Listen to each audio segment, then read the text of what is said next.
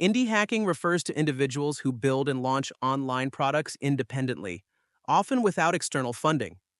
It's a popular concept among developers and entrepreneurs seeking freedom and sustainability. These individuals are called indie hackers.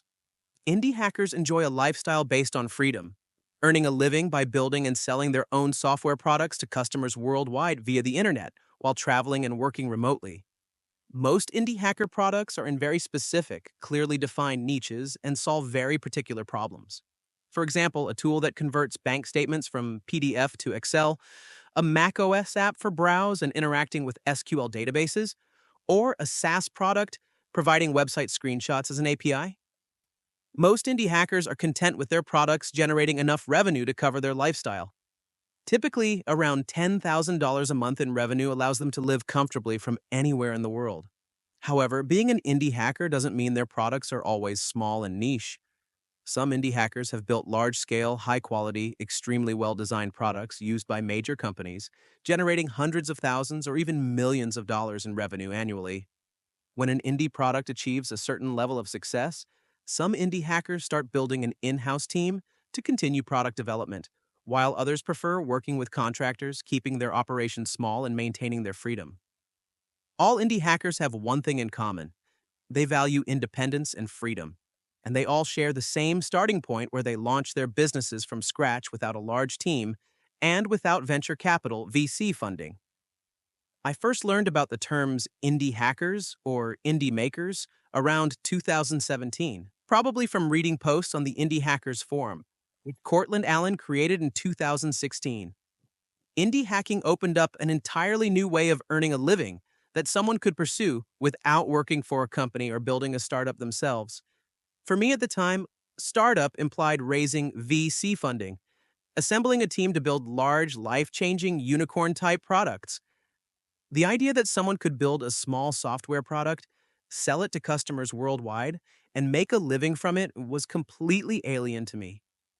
I'd heard of people building apps for iOS and Android and making a lot of money from them, but I never knew how much they made, nor did they ever tell me what they did. So I assumed it was something in a gray area of breaking the law, similar to what people do with make money online, quick rich schemes. I didn't really want to get involved with that stuff. Indie hacking was different. I remember reading stories from Peter Levels and other indie hackers at the time. They were building legitimate software products, openly sharing about their products, how they did it, and even their revenue numbers. What was special was that they did it all themselves, often just one person with no team, no VC funding, while traveling and living freely, not reporting to a boss or investors.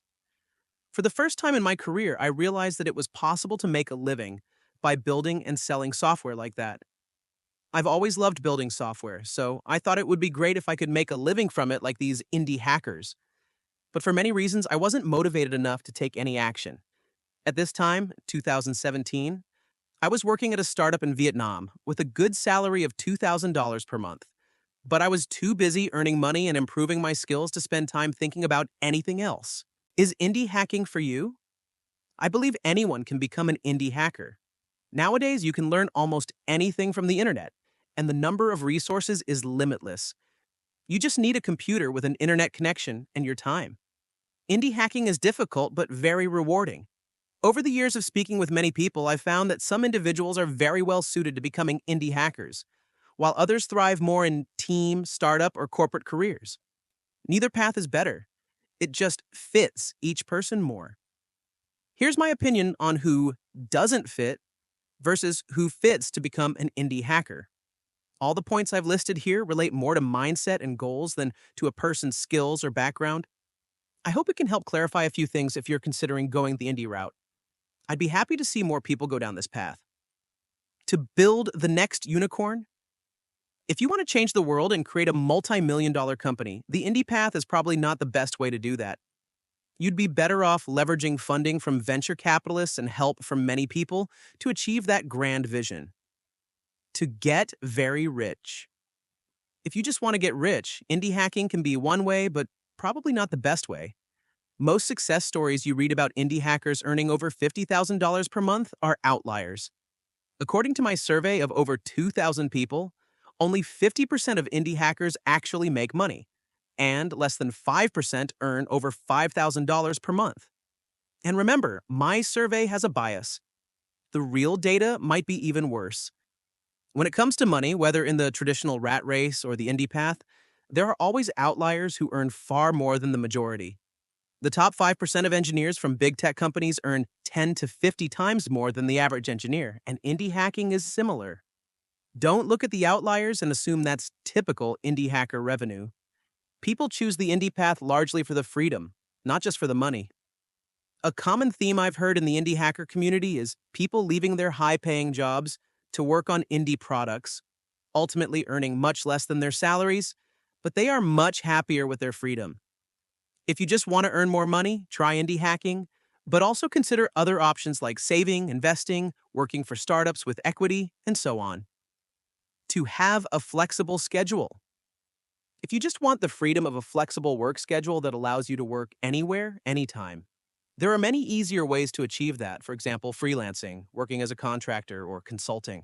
Indie hacking is a good fit if you love building products and seeing people use them. Most indie hackers I know, including myself, love building products and solving problems, even if it doesn't make money. I've loved building software products since high school, and I always had some side projects throughout my 7 years working at companies.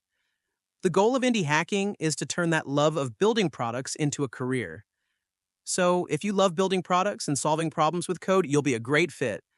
You like working on all aspects of the product and business. If you know back end but not front end, you'll need to learn front end. If you can't design, you'll need to learn design. Basically, you're willing to spend time and sometimes a little money to acquire all the necessary skills to build a product from scratch. If you already know how to build products, you'll learn how to do business, learn how to market, how to find customers, how to sell. Then learn how to monetize, charge customers, and generate revenue. At some point, you'll probably have to learn how to set up a company and a bank account, how to create invoices, do accounting and taxes, and so on. There are millions of things to learn and do as an indie hacker, some fun, some boring, but you have to do them all. With the help of AI today, you can learn anything as long as you are willing. If you don't mind that, it's a great fit for you. You accept earning enough to sustain yourself and your family. Becoming an indie hacker means you can reach your unlimited potential, unconstrained by bosses, investors, performance reviews, or the job market. You truly have a chance to earn your first $1 million, but realistically, only a few people can do that. Suppose you're working a full-time job earning $200,000 per year, and you go the indie route, but can only achieve $100,000 per year in revenue for the next 10 years. But you love what you do, have more freedom, are happier, and can still maintain your lifestyle and family. Would you still accept that? If the answer is yes, then indie hacking is probably a great fit for you. You prefer working alone or in a very small team. As mentioned before, most indie hackers work alone. If you struggle to create products when working by yourself, it might be difficult for you to become an indie hacker. Do you prefer working and collaborating in a team with each member specializing in their specific role? Or do you prefer doing everything yourself and making all the decisions yourself? If it's the latter, you're a great fit. For me, being able to build products without a team is a big part of why I wanted to become an indie hacker. I like working alone. I don't want meetings. I don't have to spend time discussing or arguing with my co-founder. I don't have to worry about other people's salaries, mental health, and career development. What I have to trade off is that I have to do everything myself, with very little or no help from others. I probably can't build something huge, world-changing, and I'm probably wasting my true potential. But that's okay. It's an acceptable trade-off for me. If you just want to build a successful product, have customers, have revenue, get paid, and don't really care whether you have to do it alone or with a team, I'd say choosing to do it the bootstrapped way, hiring a team with your own money, or leveraging VC funding is not a bad option. If you enjoyed this video, please like, share, and subscribe. I'm Max, and I'll see you in the next one.